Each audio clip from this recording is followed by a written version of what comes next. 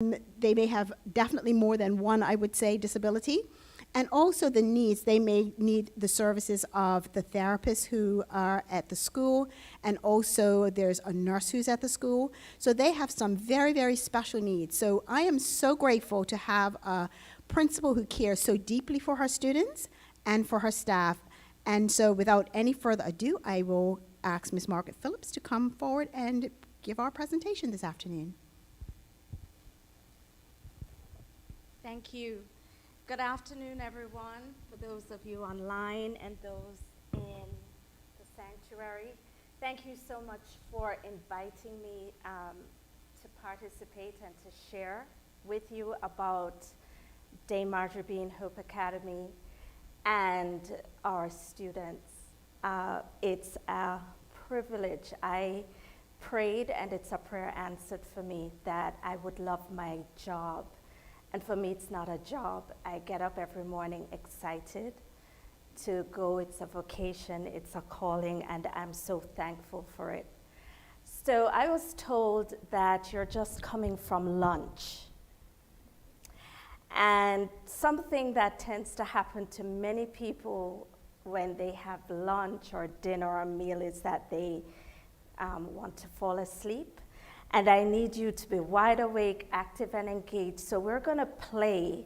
For those people who are here, we're going to go downstairs, and we are going to play ball for a while.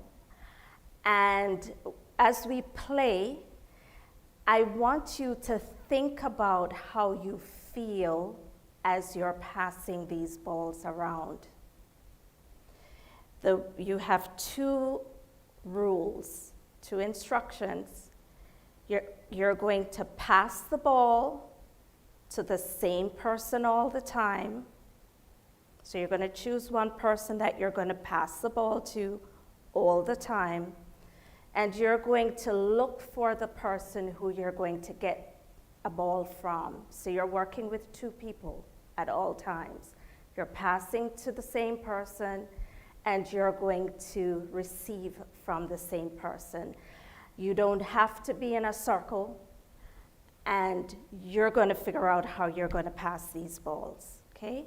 And then we'll come back and we'll get into the presentation, and I'm going to ask you to help me. It's a conversation. So at the end of the day, I would like you're going to help me to summarize the presentation, and we're going to go away with what can you do next? What is a do now for you after this presentation? Is that clear? Any questions? Any questions? Okay, so we're going to go downstairs. And those online, imagine you were here with us and think about, observe facial expressions, observe everything so that you could possibly participate in the activity when we're doing our debrief. Thank you.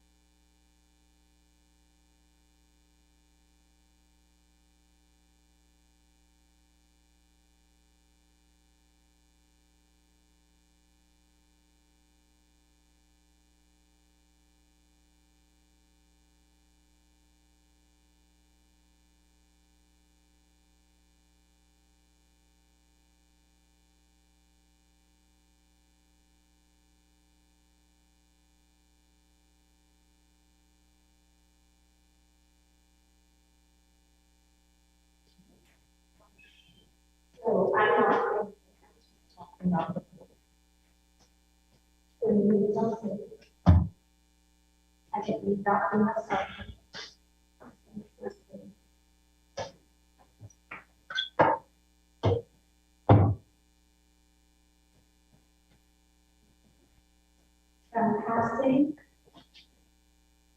I'm passing to say personal time.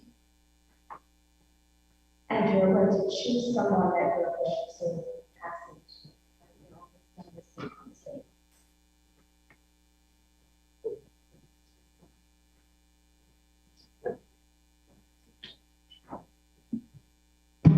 Keep. Take the ball around. Hold on a second. So you're going to now choose someone to pass it to. Anybody. And you're going to choose someone that you're going to pass it to. And you're going to receive. Yes. So keep sending the ball around. Moving the ball.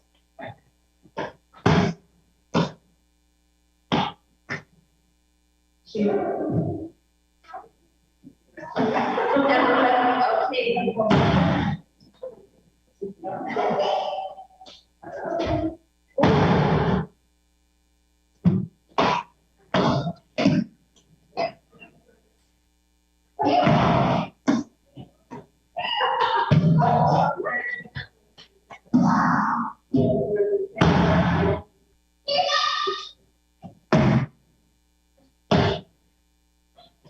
Keep the ball moving.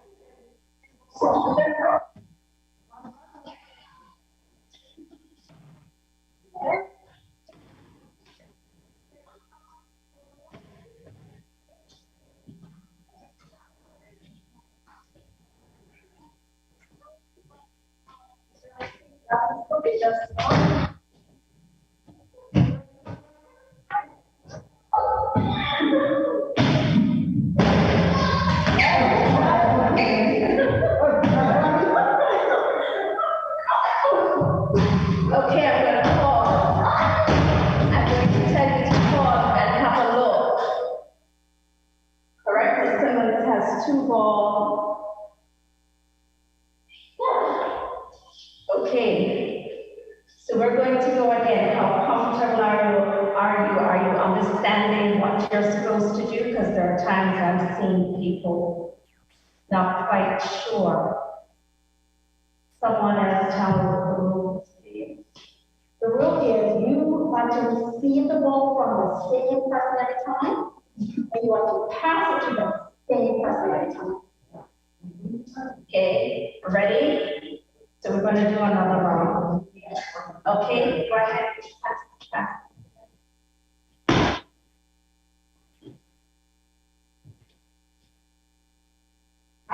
Keep going. We're keeping it going. Moving the ball.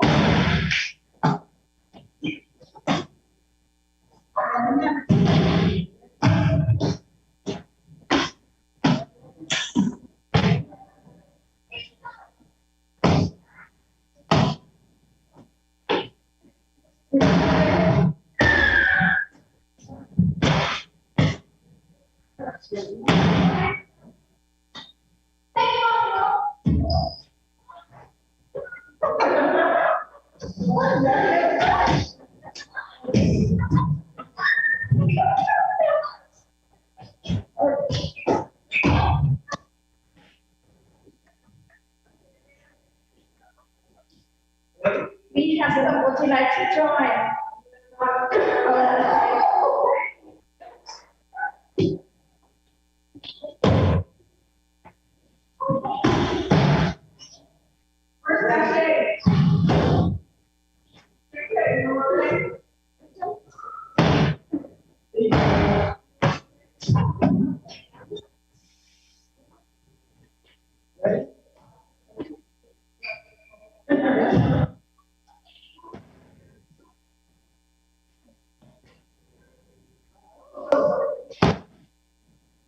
is we have someone join, someone else share the instructions with.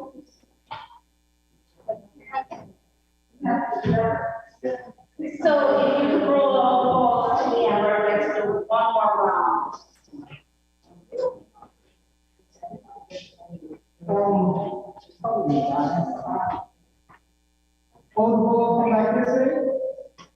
Please. And we're just going to do one more round and we're going to keep the balls moving. You don't have to be in a circle. Just keep on the space. Okay? Ready?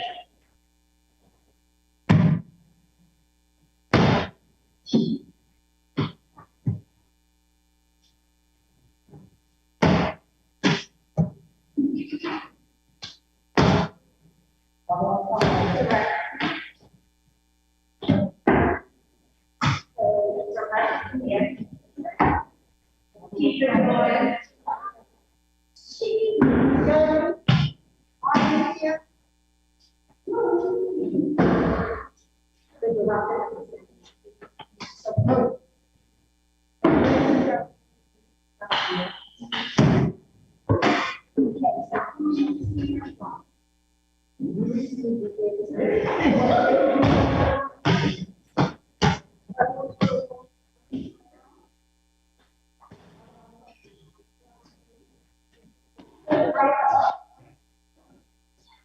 Last one that I'm sending around.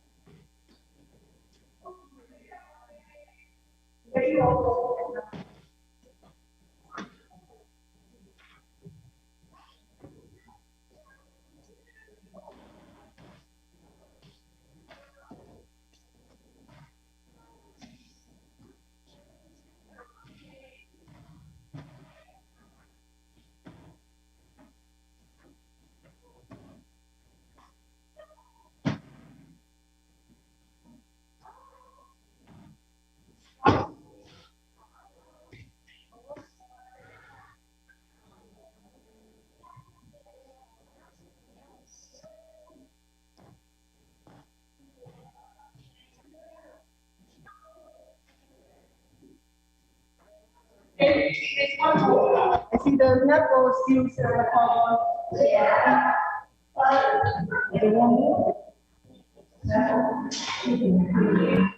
The ankle will come back. Yellow. Okay.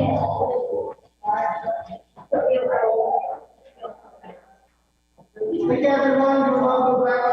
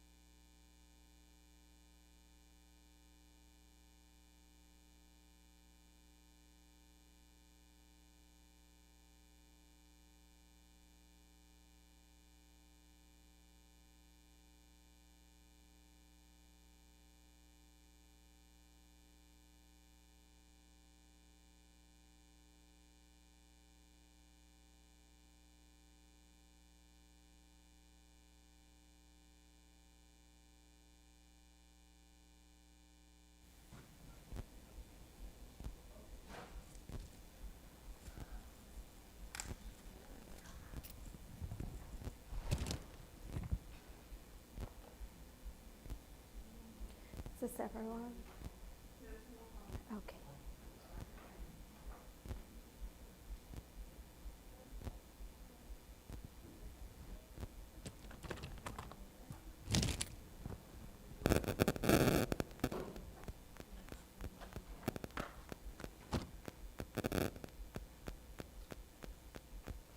Okay, so thanks to everyone for participating in that game. Good afternoon and welcome.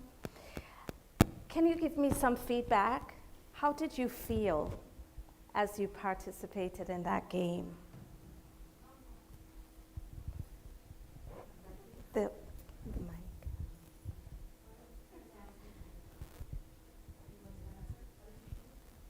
Fine. I'm not sure. Lost, okay. Lost and fine.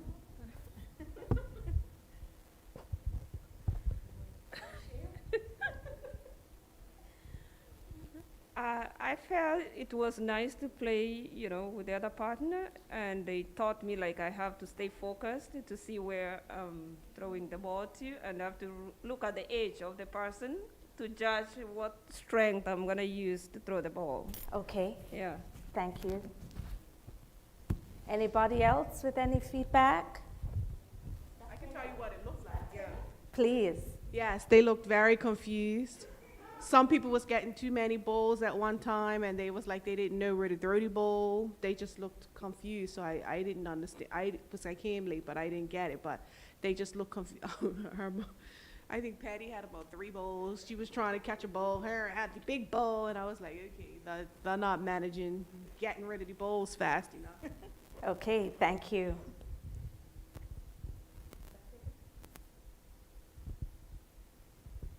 Feel a little tired. Tired, okay. Oh, it was enjoyable just sharing, and now I'm tired like her. Okay, I thought it was fun, but of course you had to consider the person who you're receiving from and who you're giving it to.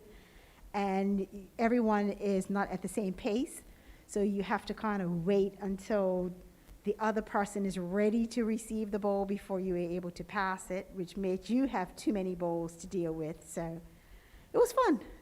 okay. Anybody else with any feedback? So I can tell you what I saw. Some of the expressions started off smiling, fun. Some people were a bit reserved, kind of not sure how to engage in the game. Did it become easier the second time around, and with the instructions being shared again?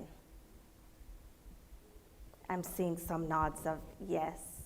And I saw more participation when the instructions were shared the second time. And people had the opportunity to have a feel for it the first run.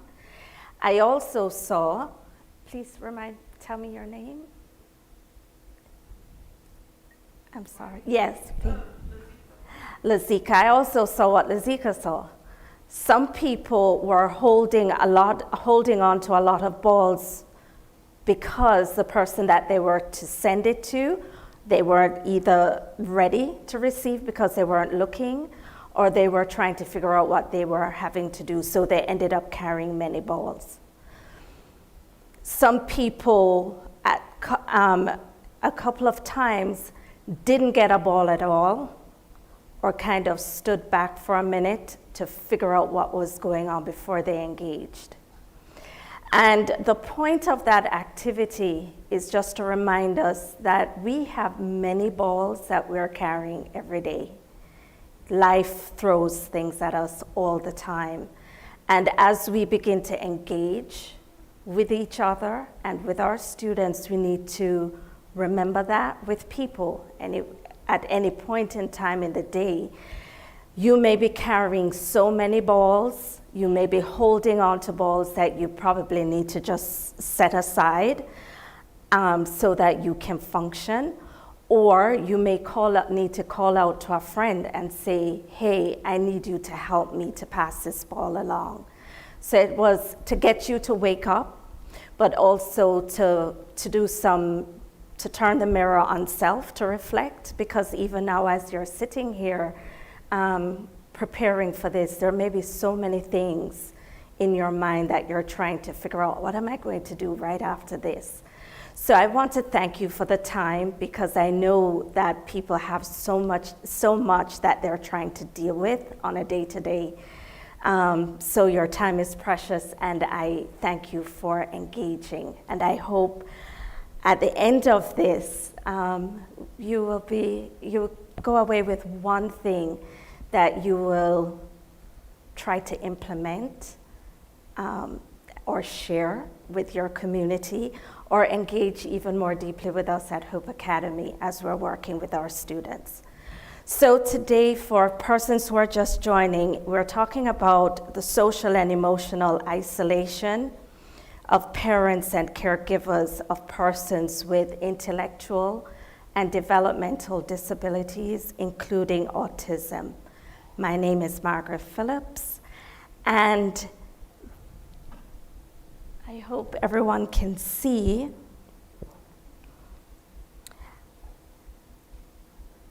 I have the privilege, as I shared earlier, to work with a group of phenomenal individuals, very talented, very gifted, very driven individuals, therapists, teachers, and also parents of our students. And our mission at Dame Margaret Bean Hope Academy is to serve students with exceptional needs by supporting them through collaboration with their families and community organizations to ensure that they achieve their ultimate potential. And this is a scene from our school. It's very busy, it's very dynamic. No 2 days at our school is the same. Can anybody tell me where Dame Margaret Bean is? Anybody, any ideas? Perfect. It's by Prospect Primary. It's right beside Prospect Preschool. It's nestled in that little valley there. And when I came to Bermuda, somebody asked me if I'm a Phillips from Somerset. No, I'm not. I am an imported Phillips. And when I came to Bermuda about 14 years ago, and I would tell persons where I work, 9.9% of the time, 9 out of 10 times, I would get, where is that? Never heard of that place before. Even when I would say Orange Valley, more people kind of sort of had an idea, but still were not very sure about what we did, because Dame has been labeled as being a babysitting service. It's a place where persons who are dropped off in the mornings because there's nowhere else to go, and they are fed, they are kept clean, and entertained. And I had to have a conversation with the principal at the time, and I said, really? We need to be able to get the word out about the school, because children are learning. And to me, these children are the best, or students are the best example of how we're to live too. They have the biggest personalities. I think they teach us how we are to have a disagreement, get over it, and move along. They speak very eloquently, even though some of them don't use words. They have that look that they give us. And if you're tuned in, you can tell just whether or not they're happy, not too happy at that time. So on this slide is my touring partner. He was my touring partner. Unfortunately, we had to say goodbye to him just recently. And I started to take him out to church, Stevie. And we would go to church most Sunday mornings, and he opened the door for the conversations to happen at my church. And through that opportunity, we started to have volunteers coming in to the school who initially were very fearful, because I was being told on our first visit, I need to know everything that's going on with the students. We need to have an ambulance on standby. We need to know their history. And I said, no, you don't. They're children. They're children first. If anything happens, you respond by asking if you can help, and I'll be there always. And we can call an ambulance if that's the requirement, just if anything happens to me. And then the fear factor was reduced. Persons would come in, and we have had, through that engagement, built a strong connection with the community, and other things were happening there. So my touring partner and I dedicate today to him, because last week we had to lay him to rest. So today's conversation, we're going to be looking at autism acceptance. Well, it's not Autism Acceptance Month anymore. That was May. So if the international community has changed the conversation from autism awareness to autism acceptance.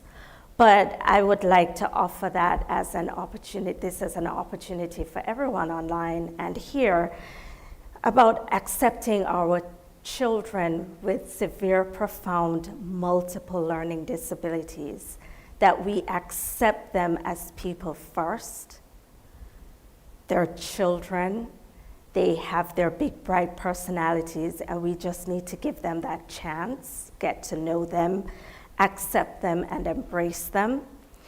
And we're going to look at the prevalence rates. At the end, I would like for us to wrap up with a call to action. What will you do? What will you do as individuals? And what will you do as the church, members of this church community? I want to throw out a warning that people here, people online, you may be a parent of a young person with a disability. You may be expecting, you may have a family member who is expecting, you yourself may have a disability. And the conversation could get delicate. As I said to a member of the church as I came in, you know, when persons visit Hope Academy, because some of our students, their disabilities are visible, and it becomes overwhelming for people who are not familiar. And what we say to them is, yell spaghetti and someone who works in the community, in the school, will come to help. So if you feel uncomfortable, please do, do some self-care, reach out to someone.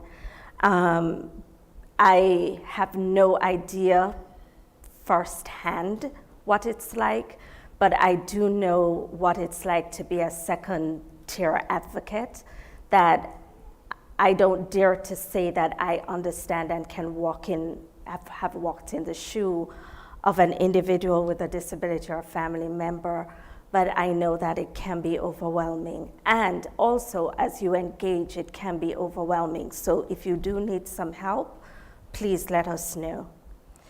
So the shifting, going into the meat of the conversation, has been a shift, and I'm focusing on autism because it's such a big conversation that's happening now, because the prevalence rates have increased. There are so many more persons. When I started to contemplate doing education over 20 years ago, the prevalence rate was 1 in 150 persons with autism.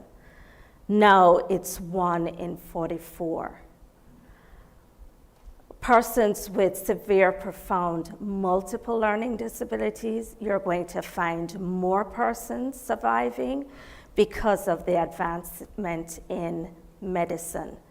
And so we've been talking a lot about accepting, about being aware.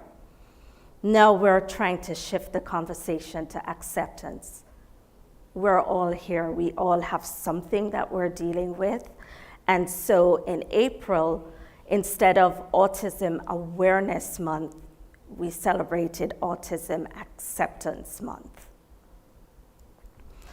There are just several categories that fall under the umbrella of disabilities. Anybody knows? Anybody can share what they may be?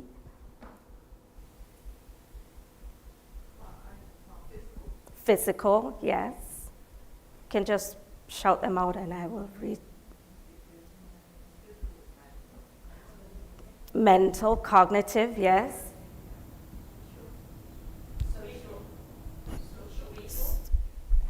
Social, because, did you say? Visual, yes. Hearing. Social comes in because of, yeah, we have persons with behavior issues as well. Anything else? So it's emotional. Speech, right. So you have there are about 13 official categories. And then at Hope Academy, we have the combinations. So you may have a student who has vision, hearing, and medical. Medical is also a part of it. So we call that comorbidities, which we will touch on later. So I want you to close your eyes for a minute and think about a family member who is announcing that they are expecting a baby, or you yourself, you're expecting a baby and all of what comes along with it. So, so in this blurb that I have, Mary and Joe finally over the moon excited because they were expecting a girl that they have waited on for years. It's a girl. They did that reveal party and they announced to their friends it's a baby girl, and they decided that they were going to name her Forrest. And baby Forrest, so what tends to happen with that is that parents go on to dream that dream. What is this baby going to look like? What ribbons am I going to buy for her? What dress is she gonna wear? Is she going to play the piano? Is she going to play ball? Is she going to be a big swimmer? And all of those dreams begin to happen for the baby girl. And so baby Forrest, she popped into the world and she looked perfect. She had her 10 fingers, 10 toes. Joe and Mary, they were so excited about baby Forrest. They imagined how she would walk, how she would dress, how they were going to comb her hair, that she was going to be fun-loving, and she would also love sports. They had great expectations for this bundle of joy. Forrest's behavior began to change by her 3rd birthday.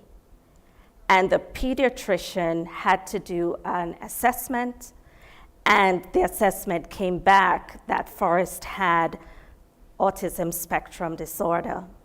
Mary and Joe's dream disappeared.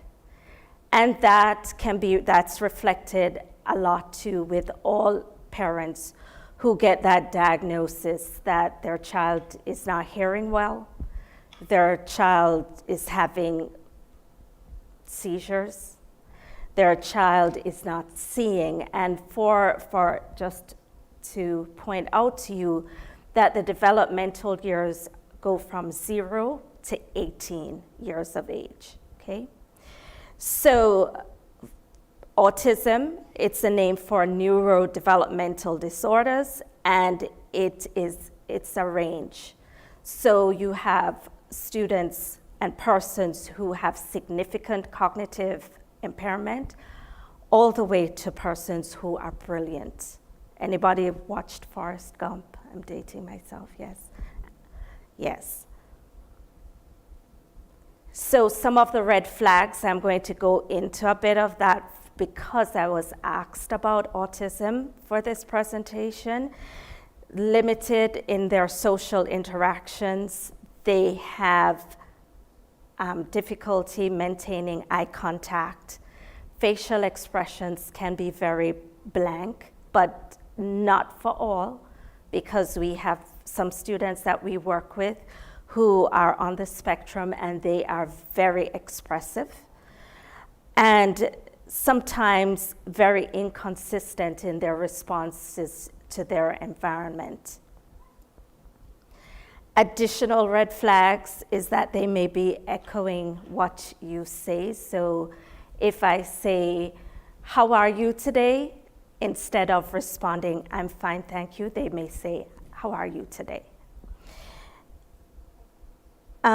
They can get overly attached to objects, so you may see flapping of a belt, or they may do a lot of repetitive behaviors. Unusual sensory interest. Years ago when I worked in the Bahamas, we had a young man who followed lines. So he would go back and forth on the lines in the classroom, or when he was out on the playground, he would look at the poles with the lines that ran from one section of the building to the next, and he would follow those lines all day long. So every child is an individual, and they are reinforced by different things. A lot of persons on the spectrum resist change. Some of us who are not so labeled resist change, and we need a lot of preparation before. Some persons on the spectrum, it is heightened for them because they need predictability so that they can trust their environment and they will know what next, so it helps them to prepare. And sometimes what begins to happen, parents will often report that their baby was born normal, quotation marks, and all of a sudden their speech and their language skills appear to regress.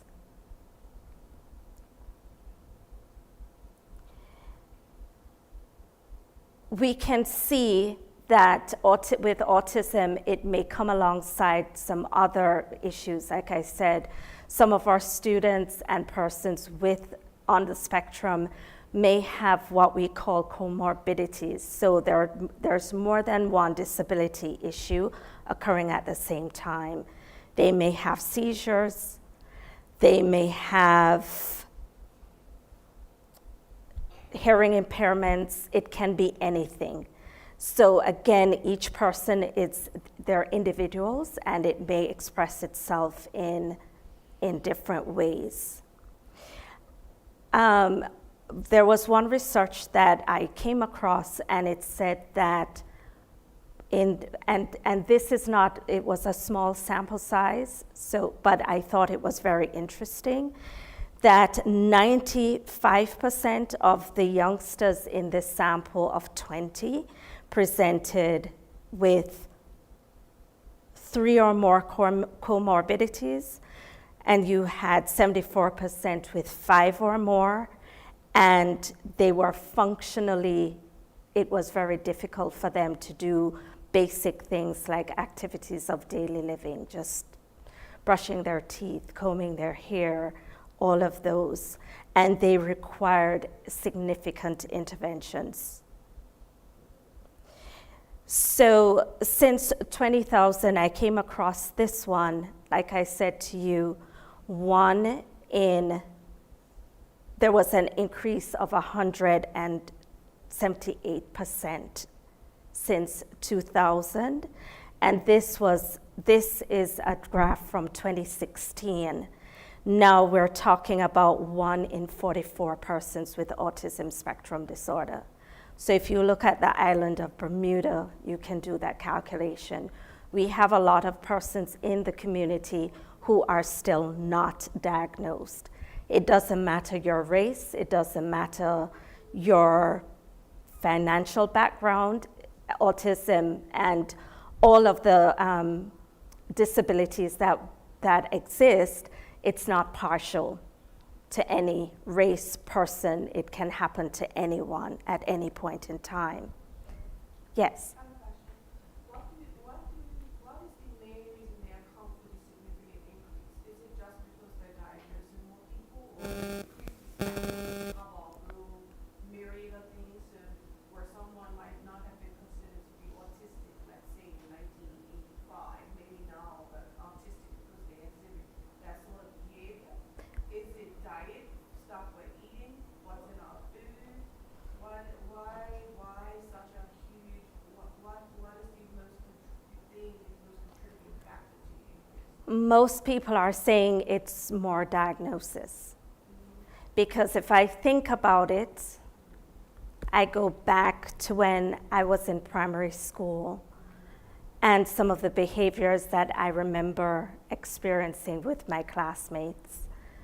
Some of them might have been labeled to be exactly.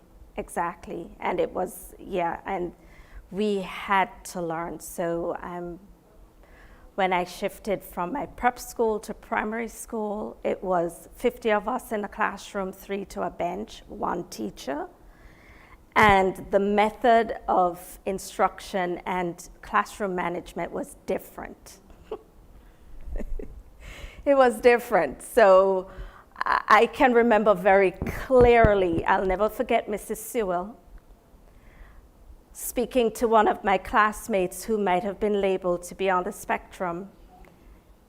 And I'm not recommending this for any teacher, please, saying, young man, you must be suffering from a psychological phenomenon which is manifesting in your cranium cavity. We are about moving forward with common entrance exam.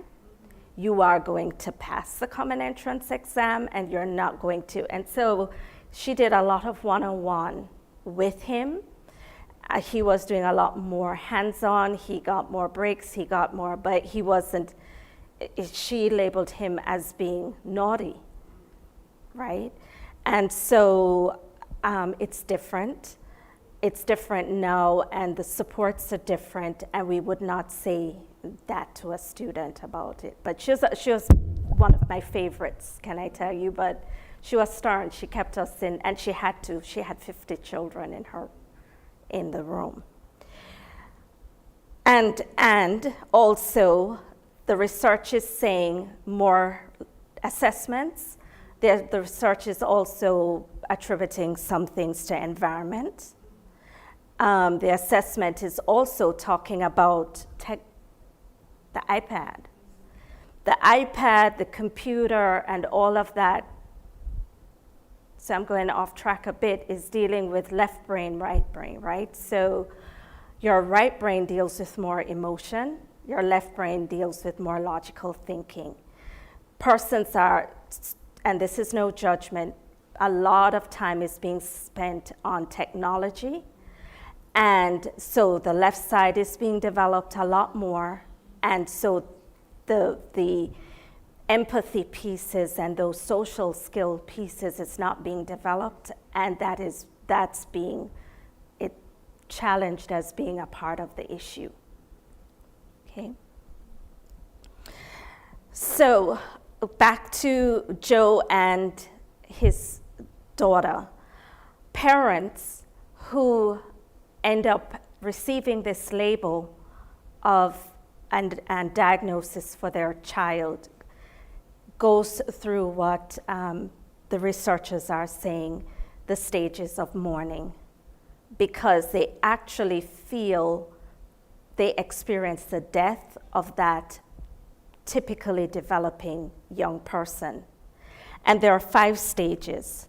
So they go through that denial. No, it can't be so. I can't believe that that's happened. And they deny. Then they go to anger. They're very upset because why me? Why is this happening to my child? Some persons, God, are you for real? Why would you make this happen to my child? My child is innocent. and we've waited so long, and so why? And then they go bargaining. So they're going from one doctor to the next. They try one intervention, mix, herb. They go hither, thither, and yon, trying to debate and come to terms with the fact that their child has been labeled or is having this difficulty, and they're trying to fix the problem. And then many go into a period of depression, and there is no time limit for any of these phases until they finally go to accepting. This is my child. My child has gifts, strengths.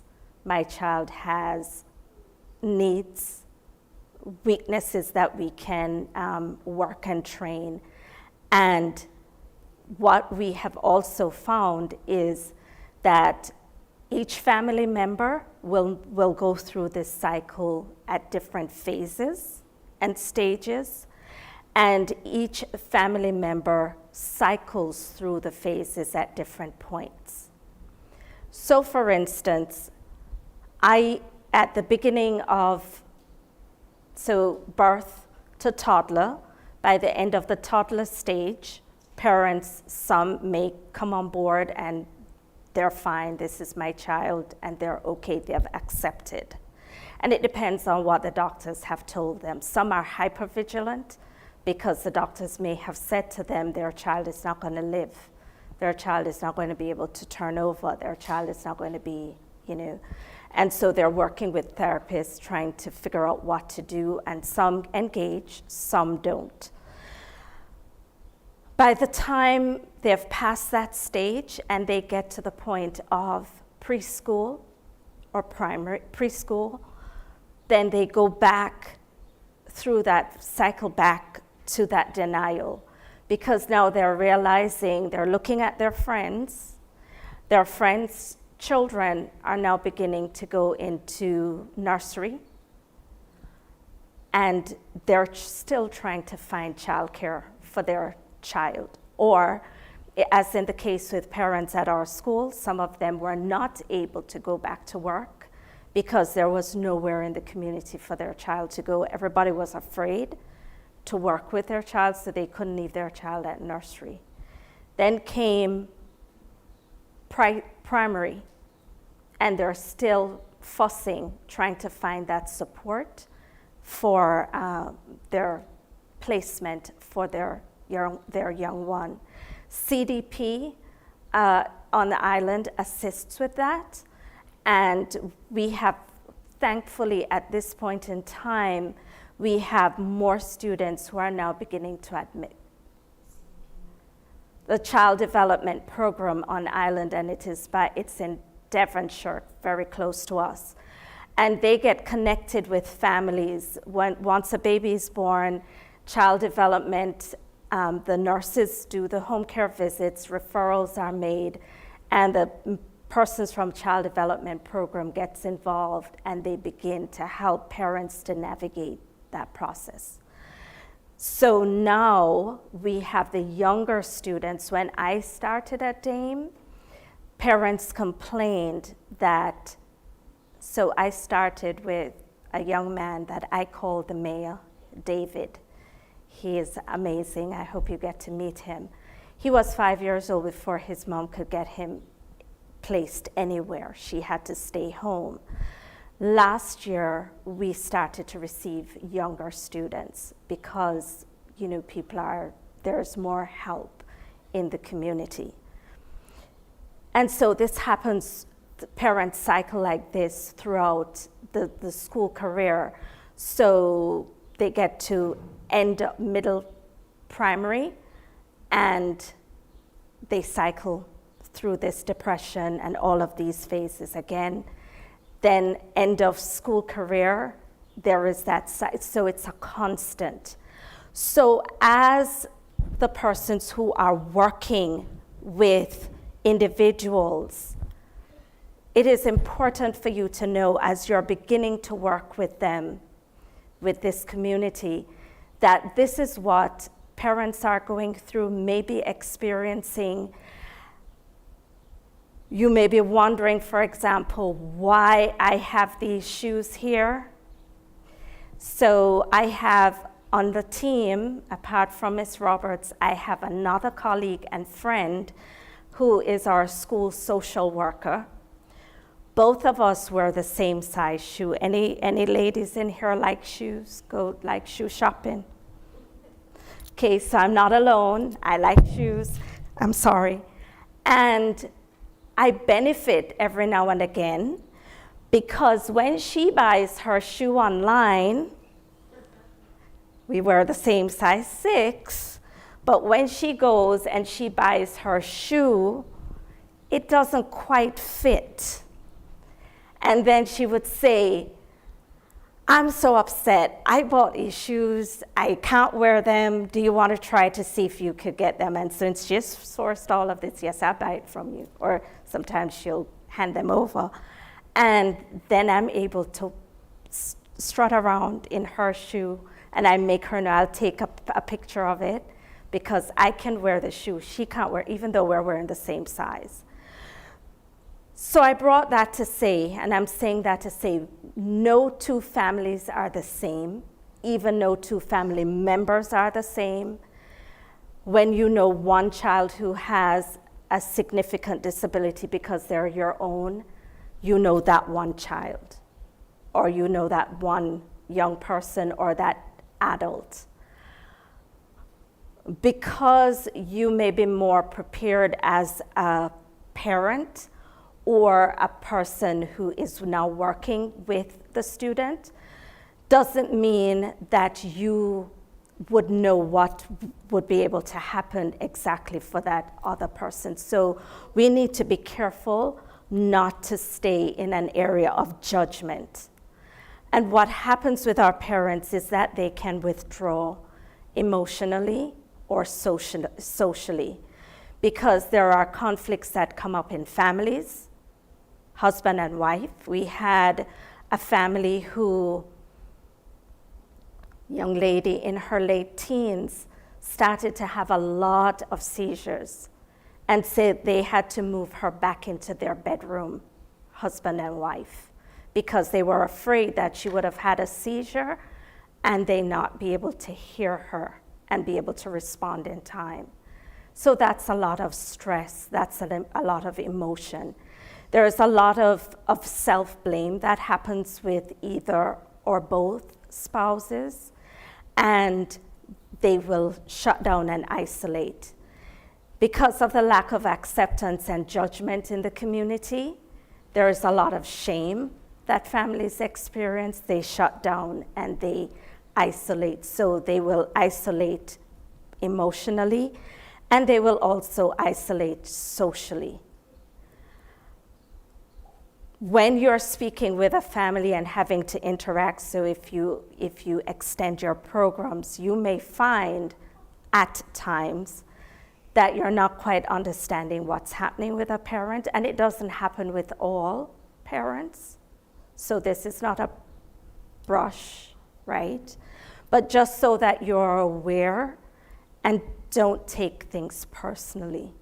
You know, just like us today, we saw with all of these balls that we're carrying, people may not be at a stage yet where they're ready to say, can you please help me?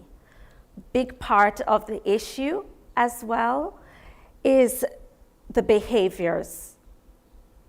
Behaviors cause a problem. Behaviors of their children will cause a problem. Behaviors will cause parents to isolate as well, because they're having a tantrum and everybody's looking. Or they're having a distressful moment and parents are looking. So we spoke about the isolation. We spoke about the fact that there are those issues that happen inside the household that you may never know. The depression, the stress, divorce rates, the lack of communication that's happening, the lack of familial support, so the extended family is not helping, and it extends within the community.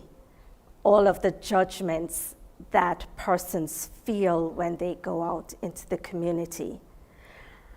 And I want to say that there is a new ism that is out that we're going to have to deal with soon. It's new, called ableism, and it's talking about that thing that we do when we see a person with disability excelling. We're saying, oh my goodness.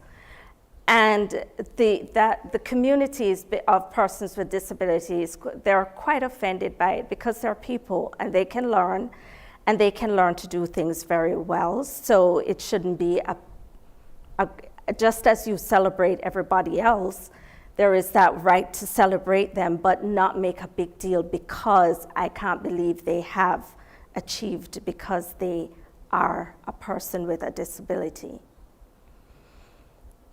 And then there is that discrimination. We don't want to include because you fear that they may get injured or because they won't do well, etc. So there are two sides of the same coin, okay? So what can you do? And we'll go into the feedback section because I know I've been talking a lot, and I know that it's a lot of information. And so to summarize, I'd like for everybody, for us to do a round robin. May I have a ball, please? Can someone get a ball? And we can pass the ball around. And I would love for everyone to engage. What could we do in summary to help families and to help persons who are caregivers, knowing that they experience that grief and that they cycle through grief. And because they experience grief, they may withdraw because they're feeling ashamed. They may not be having a good day. They may be carrying a lot of balls too, because it becomes very expensive to take them from one therapy to the next. It becomes time consuming, it impacts their work. So in looking at beginning to think about doing volunteering or including more persons with significant disabilities, how can we summarize? What are some things that you could do as a church community or as an individual to help?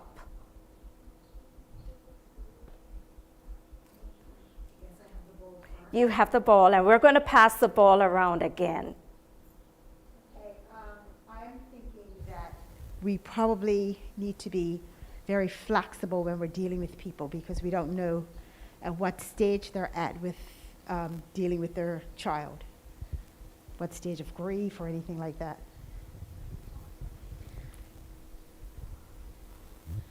Yeah, I would like to say that as a church, I would suggest that we offer more training to the leaders, just like how we do,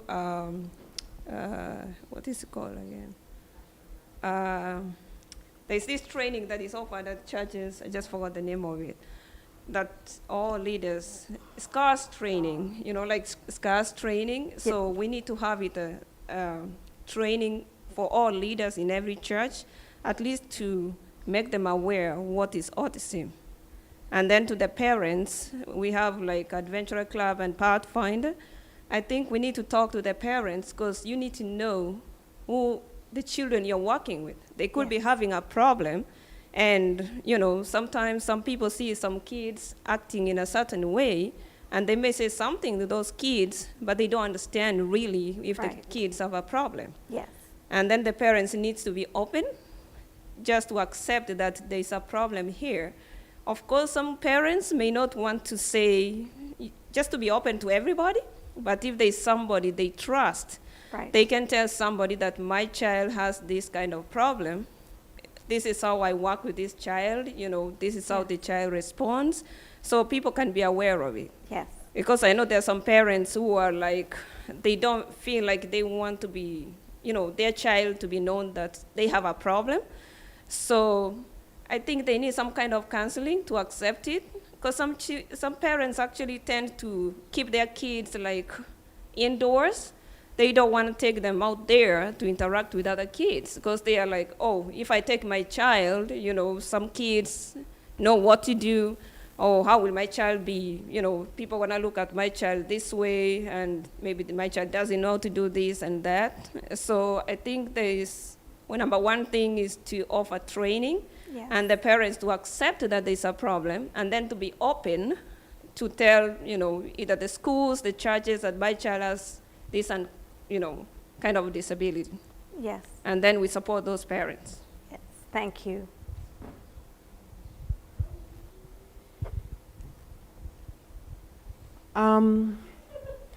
I just think that we need to offer them support without judgment.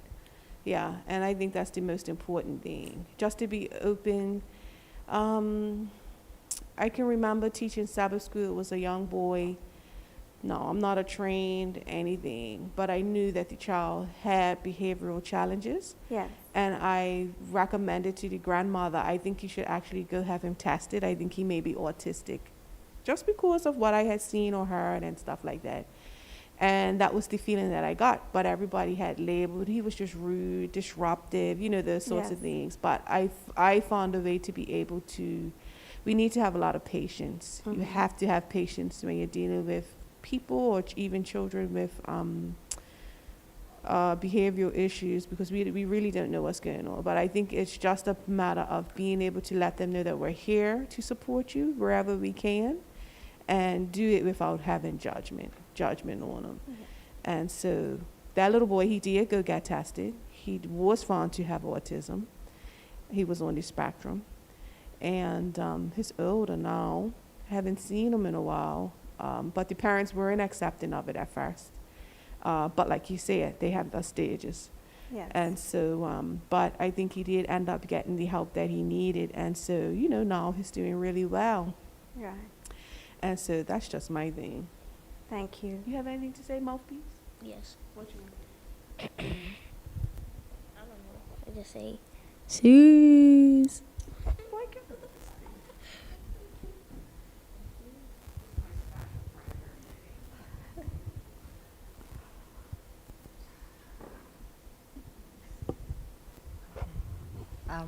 Basically, I think it's been said already. I appreciate what you said, Rose. You said a mouthful, which was very pertinent. I think that we should have more awareness presented to the churches, and because, as Rose said, you never know what a child's predicament is. And a lot of times, children are labeled as rude. And then when you have that one-on-one conversation with the parent, you realize, oh, there's something else going on. And then your perspective changes, and the way you treat the person changes. So in a way, we should be treating all children, all people, as if there is something else going on that we are not aware of. In other words, treating people with that extra bit of tolerance, Yes. that there may be something going on that they cannot control. So, so I thank you for coming today. You and are just sort welcome. of keeping it in the forefront of my mind that, when I come across a child who's misbehaving, my first reaction shouldn't be, oh, this child is unruly, the parents can't take care of the child properly, etc., which oftentimes is what people would end up saying, Right. It's the shoe, right? Yes, yes. Avoiding the judgment, Exactly. right? And, and in my profession, I hear that often. But once you hear the other side, or once that parent reveals, and then you see the compassion coming out. So as a Christian body, we should be putting that compassion out before holding the judgment off and using that compassion anyway. And just to say, some of our students are not able to communicate what's going on. So Yeah. we have students who are wheelchair users, for example. in any given day, we move thousands of times. We shift our weight because we just need to. They can't. And so if they're not able to verbalize, I need to change my position, they will cry, probably. And a student on the spectrum who is bored because we're boring them, or who is finding a task too challenging and is not able to express it, may run because they're feeling distressed. So sometimes we also need to change our language as well, because when we say that a student is displaying problem behavior, it's a problem to us, but are we being a problem to them and creating them distress? Is another way to kind of think about it.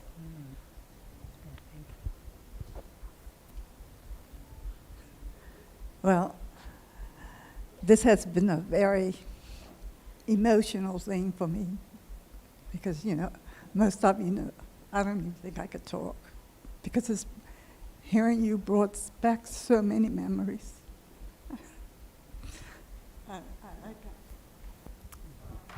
I'm sorry. Well, for me, this lecture is very good. I work at a school, but I'm not a teacher. And I see children who I draw close to those type of children. When you see them, I don't speak to them like different from the other children. I will speak to them the same way.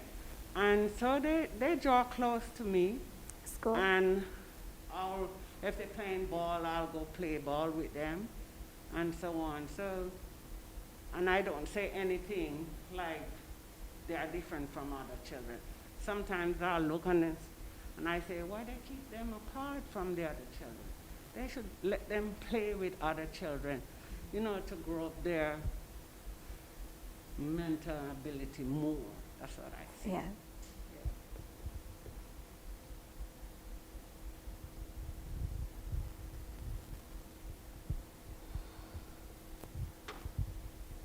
Good afternoon. So my brother is blind, and when I was growing up, I remember dearly that my friends or other people from church would invite my sister and I, who are visually, we can see, to birthday parties, but they would not put in the invite my brother. So after a while, my mom would say, if you're not all three invited, no one's going. So I started telling my friends, be sure to invite my brother as well, because he also wants to be part of it. And I think it's not that people are mean. I think they just don't know that including them is important, because even though he can't see, he can still hear, and he could still be part of the party. So to me, that was a valuable lesson that I've learned, just the way my mom handled it. Yes. And it was also a teaching moment for people about including people who are not the same as they are. Even the greeting, he doesn't know where your hand is, so he will stretch out his hand. So you, as the person who sees, needs to reach out your hand and meet that person where they are. And a lot of times we just don't know how to approach it. Yes. But I think I appreciate this workshop because it's a form of education for us that probably are not aware of how we handle certain situations just because we don't know how to approach it. Thank you. And that is actually something that has been documented. You don't know, if you don't know, you react in different ways, right? So it's not necessarily judgment or intentional isolation, but you're just not too sure, so there is that avoidance. However, the family still suffers because we're not meant to do life alone. So I highly commend the director Simmons, Mrs. Roberts, and the church community, Pastor Cyril Millett has kind of sort of adopted Dame. We pounced on him a couple of times and asked him to come and do workshops for us at Hope Academy. And he has joined us for other activities as well. And his sister used to work at our school. And so I am so happy that, we've come to this point.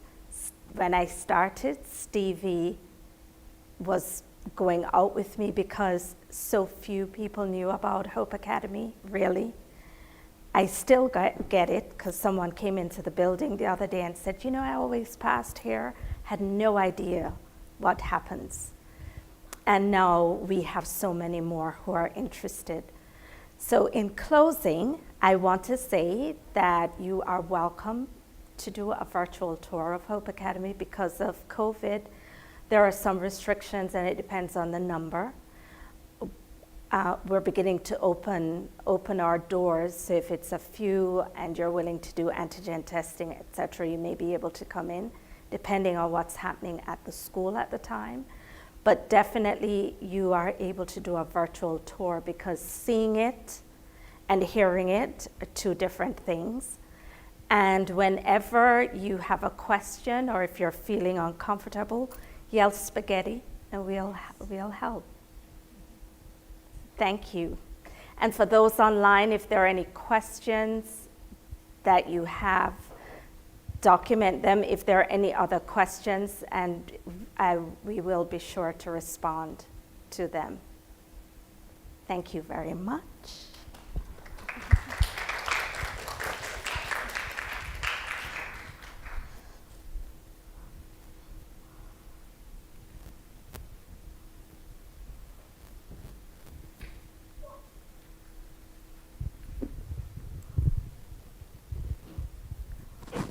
Thank you all very much for coming out, and I would like to thank Ms. Margaret Phillips for that wonderful presentation. And as I said, we are hoping that presentations like this can not just be informative, but we also now make changes now that we know we can do. And that's the goal. This should be the first, hopefully, of many. Because we want to make some changes, come out of our comfort zone. And as we have heard, this impacts all of us differently, but we want to react so that people in the community know that we care for all, because Jesus cares for all. Let's stand and let's have a closing prayer. Dear Heavenly Father, we thank you for this Sabbath day, and we thank you for the beauty of the day and for the beauty of your people, Lord. You have made all of us different and unique and special in your way, and you care for all of us. And we ask, Lord, that as we continue to get to know you, that we treat others the way in which you treat us. As we depart from this location, Lord, we ask that you continue to keep us safe. And for those that will be staying around to continue with the Bible study, Lord, we ask that you open our minds so that we can retain the information. Thank you for those who have tuned in. Thank you for those who have come out. And please be with us. All these things we ask in your Son Jesus' name. Amen. Amen. Thank you all.